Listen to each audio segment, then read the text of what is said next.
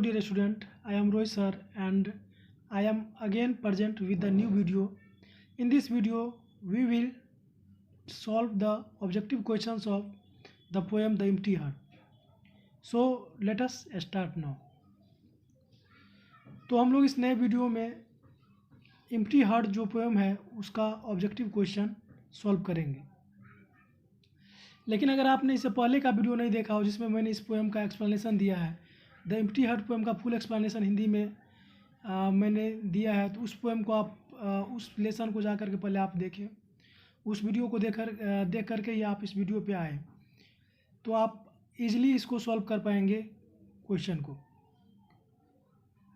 तो हम लोग अब स्टार्ट करते हैं। Question number 1, who has written the poetry the empty heart? किसने जो है यह कविता लिखी है empty heart, the empty heart? First option है विद्यापति, सेकंड ऑप्शन है पुराण सिंह, थर्ड ऑप्शन है पेरिसमिथ हुरन एंड द फोर्थ ऑप्शन है अमृता प्रीतम। तो यह जो पोइट्री है, यह जो कविता है द एम्प्टी हार्ट, वो लिखी है किसने? पेरिसमिथ हुरन ने। So the right answer is C. Now we move to the second question. Question number 2, what was the problem of the man? उस आदमी की प्रॉब्लम क्या थी, आखिर समस्या क्या थी? फर्स्ट ऑप्शन है ही वाज वेरी डिससेटिस्फाइड, वो बहुत ही असंतुष्ट था। Second option he was very much in threat, वो बहुत डरा हुआ था। Third option he had a crisis of money, उसके पास पैसे की बहुत तंगी थी या कमी थी। Fourth option is none of these, इनमें से कोई नहीं। तो वो आदमी जो उस आदमी की जो समस्या थी वो थी कि वो बहुत ही असंतुष्ट था। वो वैसे वो धनवान था लेकिन फिर भी वो लालच के कारण जो है वो संतुष्ट नहीं था अपने धन से, उसके पास जो था उसको लेकर वो संतुष्ट नहीं था। सो द राइट आंसर यहाँ पे हो जाएगा A, he was very dissatisfied. Now third question, what did he demand from the tree? उसने पेड़ से क्या मांगा? फर्स्ट ऑप्शन है पोट ऑफ गोल्ड, एक सोने से भरा हुआ जो है वो घड़ा मांगा। सेकेंड है सिल्वर पोट मांगा, वो पोट ऑफ सिल्वर का, चांदी का। थर्ड ऑप्शन है पोट ऑफ ब्रॉन्ज, कांसा का मांगा घड़ा। और फोर्थ ऑप्शन है पोट ऑफ कॉमर, तांबा का घड़ा मांगा। तो उसने जो है वो मांगा था क्या? सोने से भरा हुआ घड़ा मांगा था। तो राइट आंसर हो जाएगा यहाँ पे A, pot of gold. Now we move to the next question, question number 4, what happened to his prayer? उसकी प्रार्थना का क्या हुआ? उसने जो पेड़ से प्रार्थना किया था उसका क्या हुआ? फर्स्ट ऑप्शन है कि प्रेयर्स वेयर नॉट ग्रांटेड, उसकी प्रार्थना स्वीकार नहीं की गई। सेकंड ऑप्शन है प्रेयर्स ग्रांटेड, उसकी प्रार्थना स्वीकार की गई। थर्ड ऑप्शन है कि prayers were neither granted nor refused, उसकी प्रार्थना न स्वीकार की गई ना ही उसको रिफ्यूज, ना ही उसको अनदेखी किया गया, ना ही उसको स्वीकार किया गया। फोर्थ ऑप्शन है नन ऑफ दिस, इनमें से कोई नहीं। तो उसकी जो प्रार्थना थी वो पेड़ द्वारा स्वीकार कर ली गई थी और बाद में उसको सोने से भरा हुआ घड़ा भी दिया गया था। तो यहाँ पे जो राइट आंसर हो जाएगा वो हो जाएगा B, prayers were granted. Now question number 5, what were in pictures? घड़े में था क्या?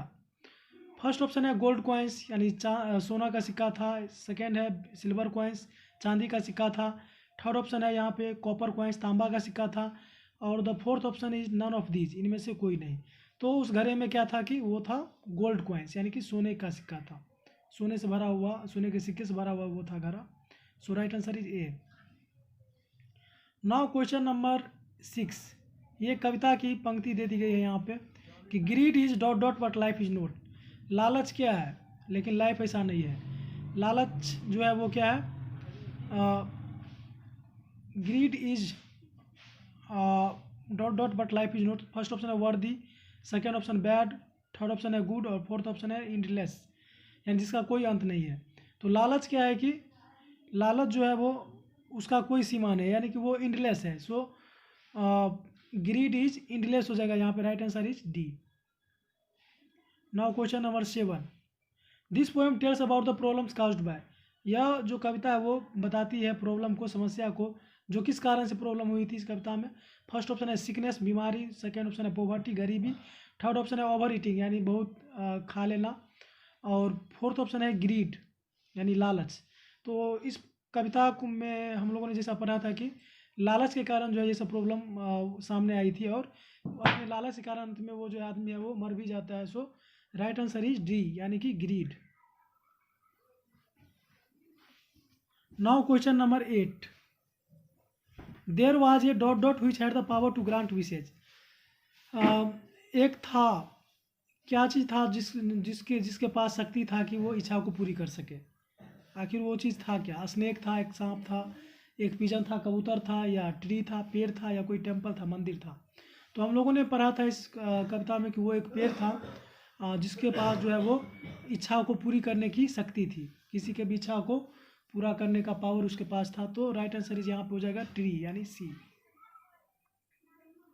Question number 9, the tree gave the man 7 dot dot full of gold coins. पेड़ ने जो है उस आदमी को 7 क्या दिए? सोने के सिक्के से भरे हुए। फर्स्ट ऑप्शन है पोट या पीचर्स, यानी उसको घड़ा दिए। सेकंड ऑप्शन है पेंस, उसको कढ़ाई दिए। थर्ड ऑप्शन है बैग्स, यानी थैला दिए। और फोर्थ ऑप्शन है सेक्स। तो यहाँ पे जो ट्री ने उसको दिया था वो दिया था क्या? उसको पोट दिया था, यानी पीचर दिया था, फुल ऑफ, जो कि सोने के सिक्के से भरा हुआ था। तो राइट आंसर यहाँ पे हो जाएगा ए, पोट या pitchers. Next question, the man tried all tricks together. उस आदमी ने जो है अपना पूरा तरीका आजमा लिया। किस चीज़ को इकट्ठा करने के लिए? सब ट्रिक करके उसने देख लिया। किस चीज़ को इकट्ठा करने के लिए? सिल्वर को, चांदी को, या डायमंड को, हीरा को, या ज्वेलरी आभूषण को, या गोल्ड को, सोना को। तो उसने जो ये सब कोशिश किया था वो जो ट्रिक उसने लगाया वो लगाया था किस चीज़ की प्राप्ति के लिए? गोल्ड, यानी सोना को। सो the right answer is D. Next है व्हाट इज कल्पक। कल्पक क्या है? ए ट्री एक पेड़ है, ए बिग ट्री एक बड़ा पेड़ है, ए गोल्डन ट्री एक सुनहला पेड़ है, और चौथा है विश ईल्डिंग ट्री, एक इच्छा पूर्ति करने वाला पेड़ है। तो हम लोगों ने पढ़ा था कि इस कविता में जो पेड़ था जो कि इच्छा पूर्ति करता था उसका नाम कल्पक था। So the right answer is D, wish yielding tree. Now next question, each coin he could clutch by hook. और प्रत्येक सिक्का वो चाहता था कि मतलब किसी प्रकार क्या हो जाए, सोना का सिक्का किसी भी कीमत पर वो क्या कर ले, हासिल कर ले। तो यहाँ पे हुक और क्या होगा? सुक, लुक, क्रुक, टुक। तो एक फ्रेज होता है मुहावरा इंग्लिश में, हुक और क्रुक, जिसका मतलब होता है किसी भी कीमत पर। तो राइट आंसर यहाँ पे हो जाएगा सी, क्रुक। नेक्स्ट है the poem the empty heart is translated from. ये जो पोएम है द एम्प्टी हार्ट वो ट्रांसलेट किया गया है किस भाषा में? किस भाषा के पोएम से? इंग्लिश से, ओडिया से, बंगाली से, तमिल से। तो ये एम्प्टी हार्ट पोएम जो है वो ट्रांसलेट किया गया है तमिल लैंग्वेज से। So right answer is D. पेरिसमीथुरन वाज बोर्न इन। पेरिसमीथुरन का जो है वो जन्म कब हुआ था? 1708 यानी 1708। सेकेंड ऑप्शन है 1809, थर्ड ऑप्शन है 1908, एंड फोर्थ ऑप्शन है 1988। तो पेरिसमीथुरन का जो जन्म हुआ था वो हुआ था 1908 में, यानी कि 1908 में। So the right answer is C. Now we move to the next question, पेरिसमीथुरन द पोएट डाइड इन। पेरिसमीथुरन जो कि एक कवि थे उनकी मृत्यु कब हुई थी? 1988, 1987, 1897। इनकी जो मृत्यु हुई थी वो हुई थी 1987 में। So the right answer is C.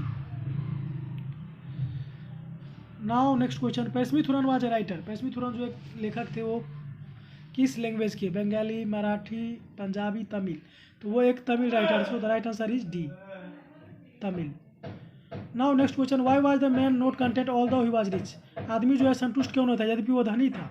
First option है due to the thirst of gold, उसे सोने की प्यास थी, यानी गोल्ड की। सेकंड ऑप्शन है due to the thirst of wealth, उसे धन की प्यास थी। थर्ड ऑप्शन है ए एंड बी बोथ, यानी ए और बी दोनों। और डी है नन ऑफ दी, इनमें से कोई नहीं। तो यहाँ पे जो दोनों ऑप्शन है, उसे सोने की प्यास थी, गोल्ड की, और जो उसे धन दौलत की प्यास थी, वो दोनों यहाँ पे सही है। So the right answer is C, A and B both. Now next question, पेरिसमीथुरन first made his name as a writer. पेरिसमीथुरन ने सबसे पहले अपना लेखक के रूप में जो अपना नाम विख्यात किया वो किस चीज़ के लेखक के रूप में? ऐसे यानी निबंध के, या शॉर्ट स्टोरी एंड पोएम, छोटी छोटी कहानियों और कविताओं के, लघु कहानी और कविताओं के। थर्ड ऑप्शन है पोएम यानी कविता के, और डी है सैटायर यानी व्यंग के। तो पेरिसमीथुरन जो थे उन्होंने सबसे पहले अपना नाम शॉर्ट स्टोरी और पोएम लिखने वाले राइटर में लिखाया था, यानी उसके रूप में वो प्रसिद्ध हुए थे। So the right answer is B, short stories and poems. Now next question, the man's prayer was granted. आदमी की जो प्रार्थना थी वो स्वीकार की गई। क्विक यानी जल्दी, लेट यानी देरी से, गोल्ड कॉइन्स यानी सोने के सिक्के से, और नेक्स्ट क्वेश्चन है 7 फोल्ड 7 गुनी। तो उसकी जो प्रार्थना थी वो 7 गुनी स्वीकार की गई, यानी कि उसको मांगा था एक सोने से भरा हुआ घड़ा, दे दिया गया उसको पेड़ के द्वारा 7। So the right answer is D 7 fold. Now next question, how many pictures did the man get as a gift? उस आदमी को उपहार के रूप में कितना घड़ा दिया गया? 1 यानी 1, या बी ऑप्शन 3 3, सी ऑप्शन में है 6 यानी 6, और डी है 7 यानी 7। तो उसको जो घड़ा दिया गया था वो 7 घड़ा दिया गया था। So the right answer is D यानी 7। Now next question, because he did not eat drink और स्लीप प्रॉपरली हिज हेल्थ, क्योंकि वो आदमी जो है ठीक से खाता नहीं था, पीता नहीं था, सोता नहीं था, तो उसका हेल्थ क्या हो गया? बिकम साउंड अच्छा हो गया, गोट डाउन यानी मतलब उतना जो है अच्छा नहीं रहा, ब्रोक डाउन यानी हेल्थ जो है ख़राब हो गया, गिरने लगा, और फोर्थ ऑप्शन है नन ऑफ दिस, इनमें से कोई नहीं। तो उसका जो हेल्थ है वो दिनों दिन क्या हो गया? ब्रोक डाउन यानी गिरने लगा। तो राइट आंसर हो जाएगा यहाँ पे C. Next, morning noon and dot dot event, ये भी एक पंक्ति ली गई है कविता की। सुबह, दोपहर और कब वो जाता था पेड़ के पास? डे यानी दिन में, आफ्टरनून दोपहर में, नाइट यानी रात में, एंड मिडनाइट आधी रात में। तो वो जाता था morning noon and night. So the right answer is C night. Next है, nothing is wrong with a half field purse tis the boy till the heart. इसमें कोई बुराई नहीं है कि हमारा, या इसमें कोई ये गलत बात नहीं है कि हमारा जो बटुआ है या वो हमारा क्या आधा भरा हुआ है, यानी हमारे पास थोड़ा धन है। TISS the boy till the heart, और अगर हमारा दिल खाली है तो वो एक तरह से क्या है कि that is the curse, that is the purse, that is the gold, that is the wealth. तो अगर हमारे पास थोड़ा ही धन है तो उसमें कोई बुराई नहीं कि हमारा बटुआ आधा ही भरा है, लेकिन अगर हमारा दिल खाली है तो वो क्या है? डैट इज़ द कर्स, वो एक अभिशाप है। So the right answer is A. Next and the last question, the demon now made him mad. Demon यानी राक्षसी क्या ने उसे पागल बना दिया? तो फायर, गोल्ड, सिल्वर पोर्ट या डिजायर, आग, सोना या चांदी का घड़ा या डिजायर इच्छा। तो राक्षसी दानवी इच्छा ने उसे क्या बना दिया था? पागल बना दिया था। So the right answer is D desire. thus the video ends, and I hope that you will like this video. If you like this video, must subscribe the channel, like, comment, subscribe.